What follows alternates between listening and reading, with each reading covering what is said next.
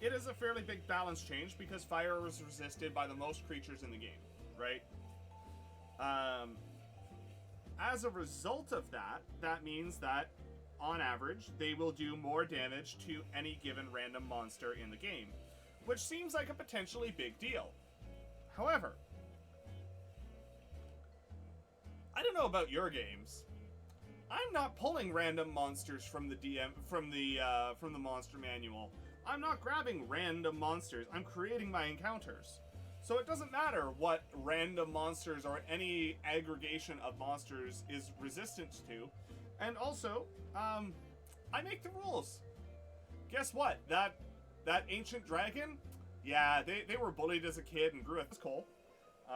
We do all sorts of random stuff here. We do 3D printing, we do dice making, we do electronics and engineering. We're currently partway through that is a chonk dice. A very pretty one at that.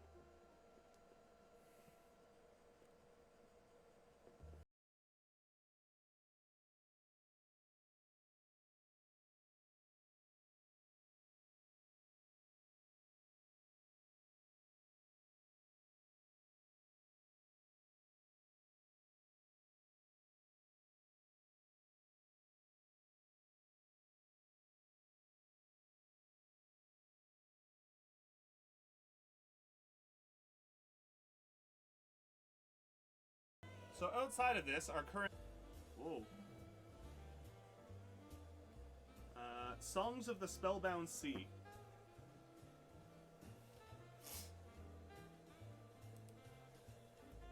Yeah, I backed a module called Songs of the Spellbound Sea, which is super interesting, and is largely, go figure, based around piracy and pirates, and pirate crews and the like. What's my favorite piece of homebrew to date? Great question.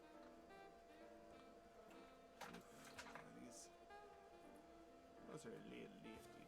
I did not push that lid down hard enough. That one's better.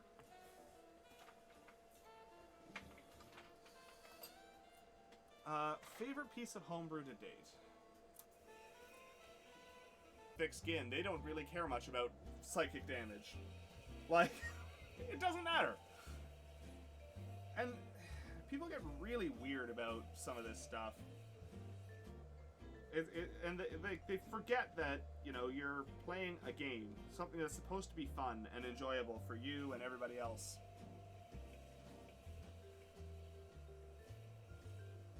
Like, we're all gathered around a table talking about make-believe characters and rolling random pieces of plastic to get numbers and figure out what we're doing, right? Like, it's not a big deal. Really isn't. And it shouldn't be. More damage against the monster's guide.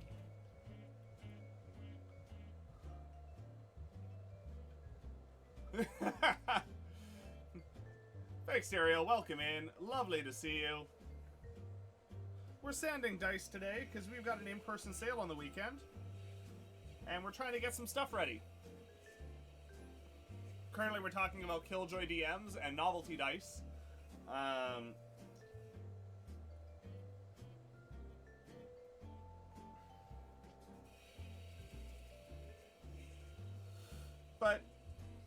But yeah, like, so the thing is like, my player asked me if they could reskin Fireball to be psychic damage.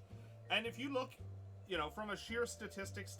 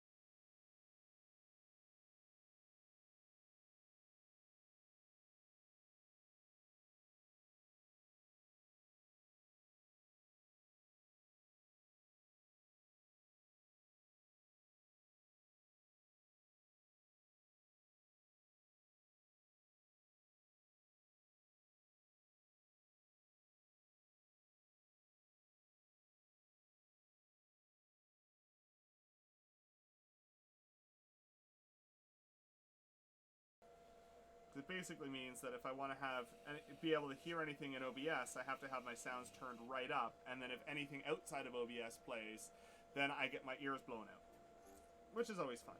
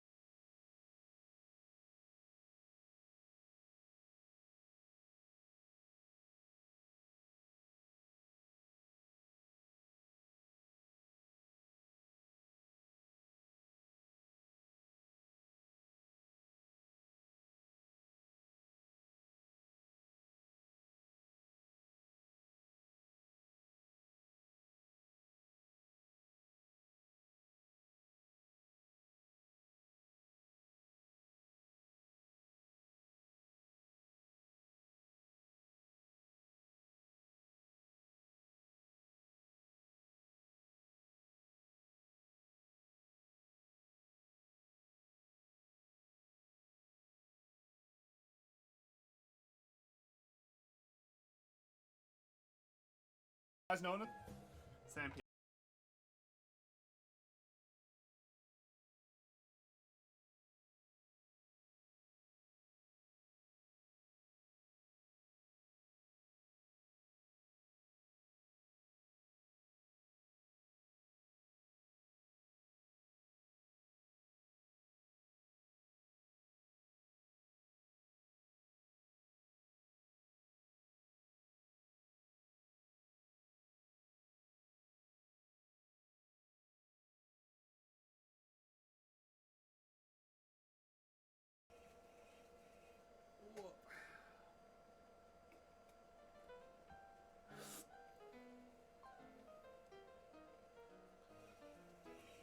At a lovely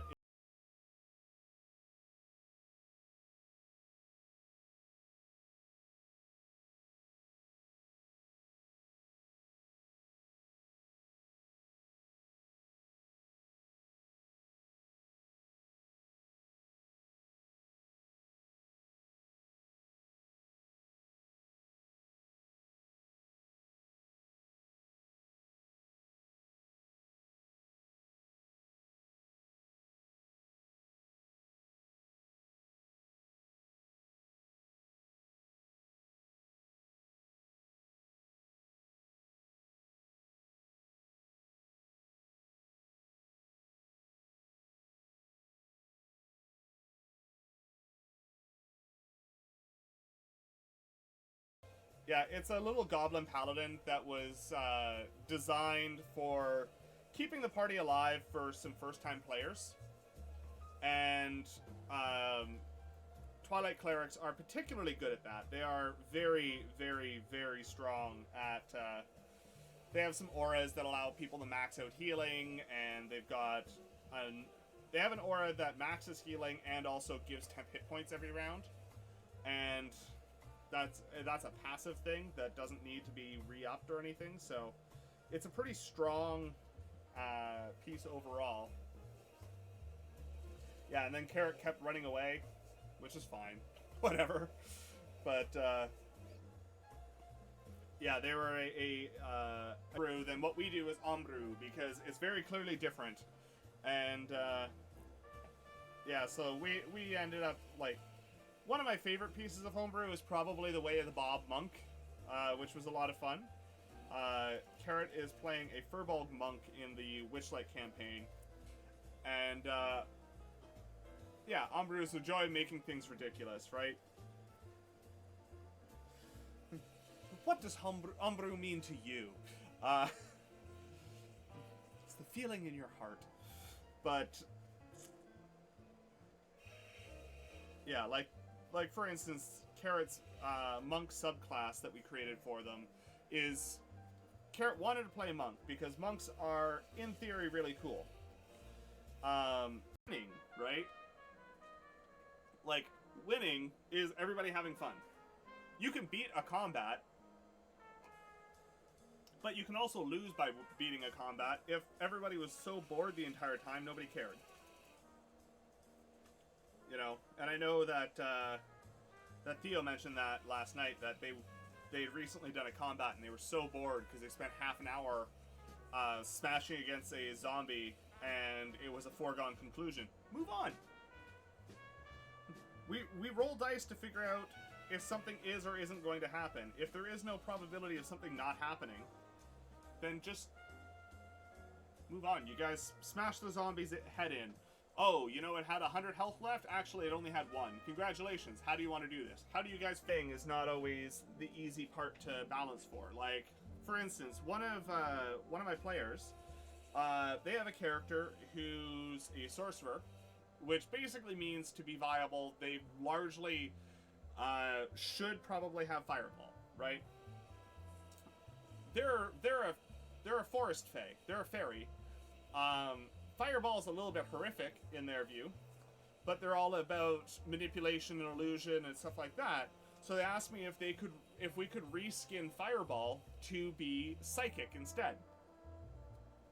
And there was, you know, so there was the question of like, can we make it a different damage type? Because doing fire damage isn't really what my character would do. And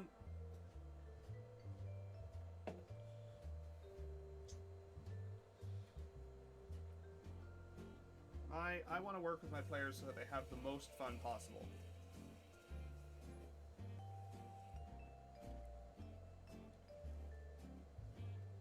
And there's not even really tournaments in D&D. Like there's Adventurers League play, but that's not even really tournament. That's just that's just group play that's been organized by modules organized by Wizards of the Coast. And those modules suck, I would like to say. They're terrible, and I never want to run one or play in one. But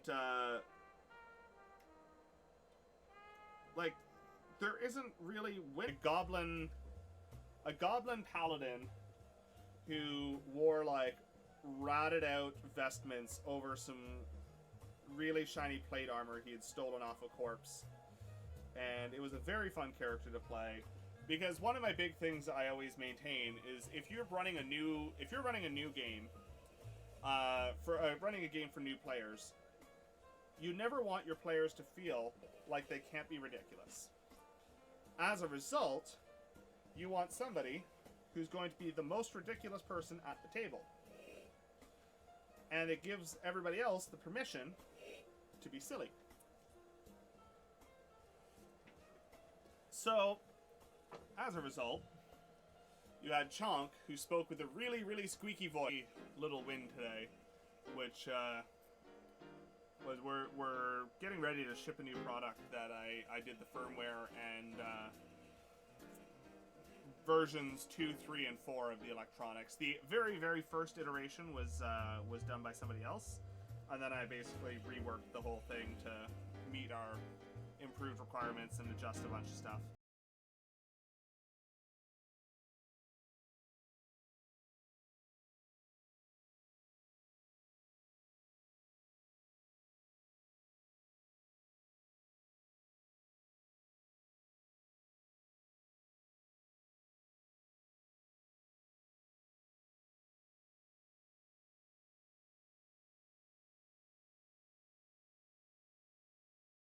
Oftentimes feel a little lackluster, especially in low levels. And given that this is a fairly low-level campaign, we're like 2 years into it and we just hit level 7, you can't have a class that feels terrible at low levels if you're going to be spending the entire campaign at low levels. So we changed it, and it basically is like a wild magic monk that is built around the idea of protecting their friends. And it is fantastic. and it has been a lot of fun to revisit and go after.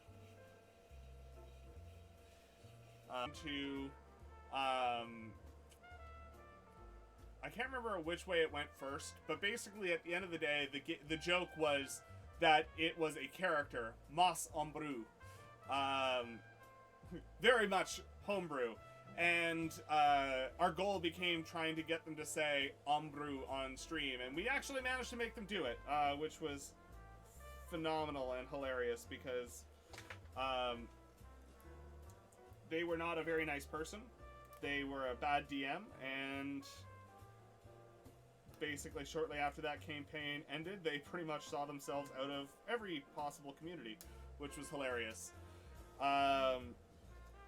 So yes, Ombru is what if that was home. Yeah, top of the combat it says don't line up and then does, like, you know, because it's not like they were worried about metagaming in that aspect of, like, but, you know, I don't think it's a terribly difficult thing to assume that a dragon's going to have some kind of line attack. I will say, Kenny told me about when he ran a Shardland Dragon for his party, and I actually thought it was really interesting, because basically, they were beating the snot out of the dragon, having a good fight, and he basically went, you guys are a little over leveled for this, so I want to see what this actually looks like. And he had the dragon take off, and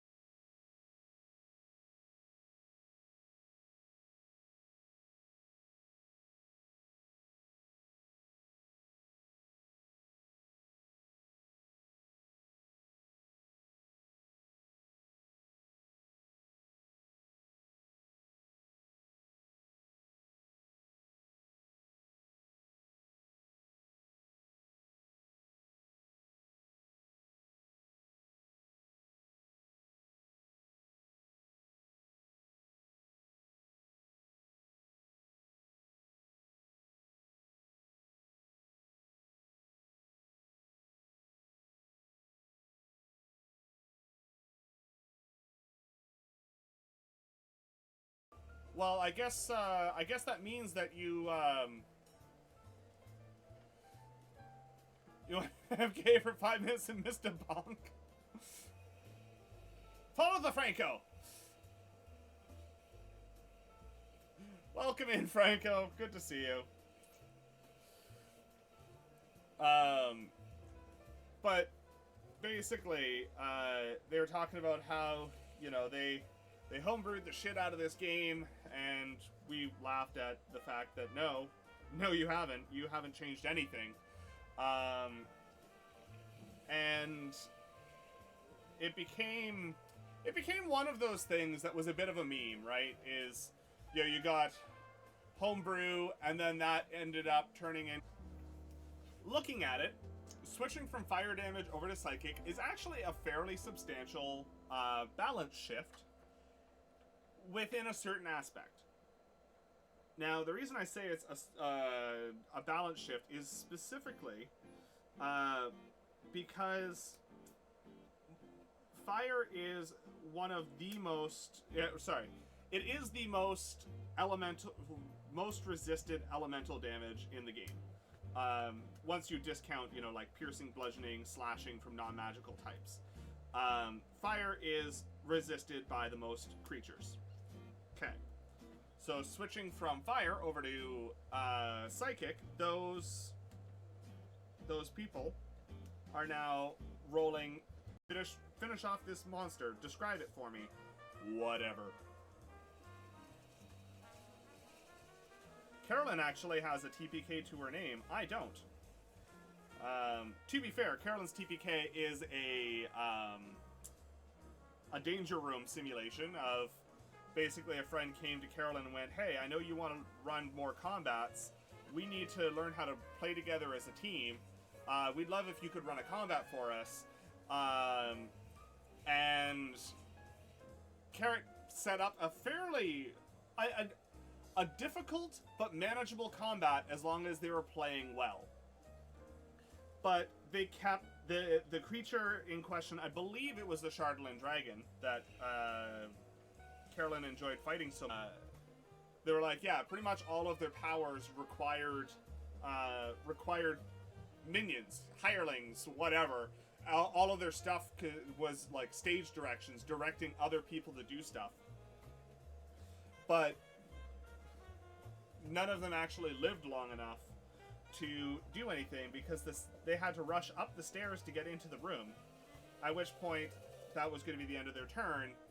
And then we started pulling some really crazy stuff to be like, okay, so some AoE stuff? AoE? Yeah, great, awesome, lovely. And just absolutely destroyed them. So the DM had a rough time that one, but that was fun for us.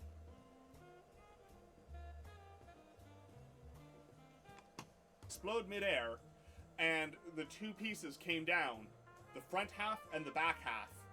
And basically, like, the front half was the head that couldn't move around, but had, you know, the beam attack and the aura and that kind of stuff. And then the body didn't have the beam, didn't have the aura, but it had a lot of hit points and it could hit like a truck.